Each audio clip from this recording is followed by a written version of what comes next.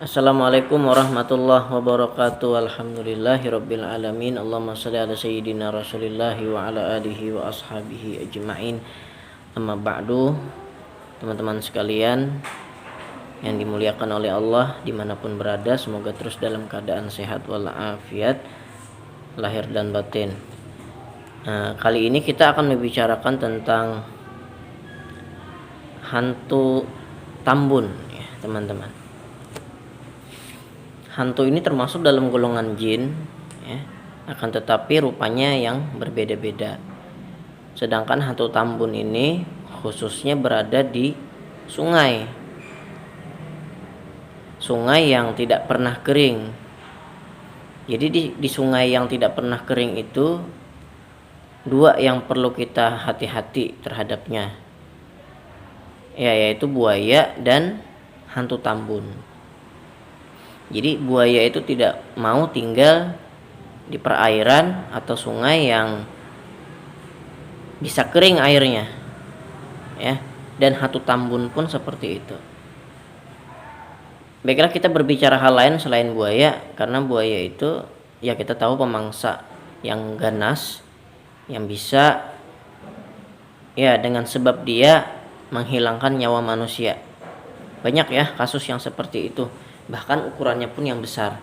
Tapi kali ini kita akan membicarakan tentang hantu Tambun, yang mana hantu ini mesti kita hati-hati daripada gangguannya, karena ini sama halnya dengan buaya, dapat merenggut nyawa manusia meskipun takdirnya dari Allah, tetapi disebabkan oleh jin tersebut ya.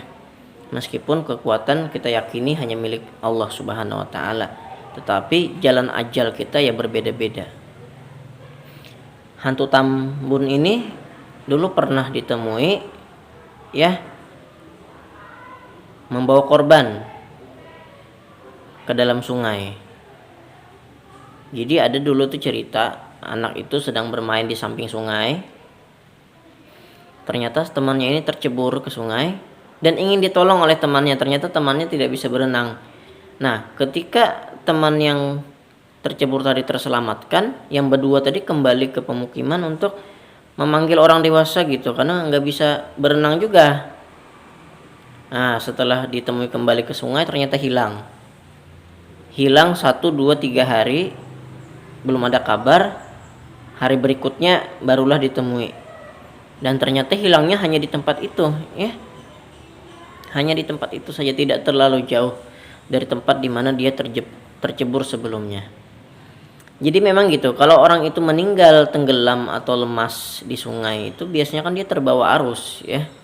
Setidaknya dia akan berada jauh dari tempat asal dia terjatuh.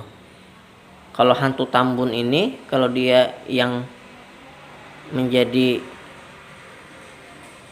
pemicu terjadinya hal tersebut, maka dia akan berada di tempat itu saja. Nah, jadi ciri-cirinya sungai yang ada memiliki tambun itu adalah tanah di samping sungai itu entah kenapa selalu longsor. Sudah diupayakan pemerintah untuk diberikan penguat tanah gitu, agar tanahnya tidak longsor, tetapi tetap aja seperti itu. Meskipun ya mungkin dampak lainnya itu disebabkan oleh pengerukan pasir di dalam tanah, bisa juga. Tetapi ini mungkin ya tidak ada hal yang seperti itu, tetapi selalu saja longsor.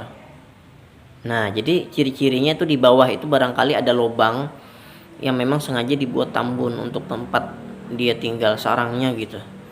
Nah, jadi hati-hati bagi pemancing atau anak-anak yang suka bermain di dekat sungai, khususnya sungai di tanah yang sering longsor, agar berhati-hati ya, mesti diawasin anak-anak kita itu ya. Karena setelah ditemukan, anak tersebut meninggal dunia dan dalam kondisi tubuhnya itu membiru ya, bisa dikatakan mungkin darahnya disedot ya.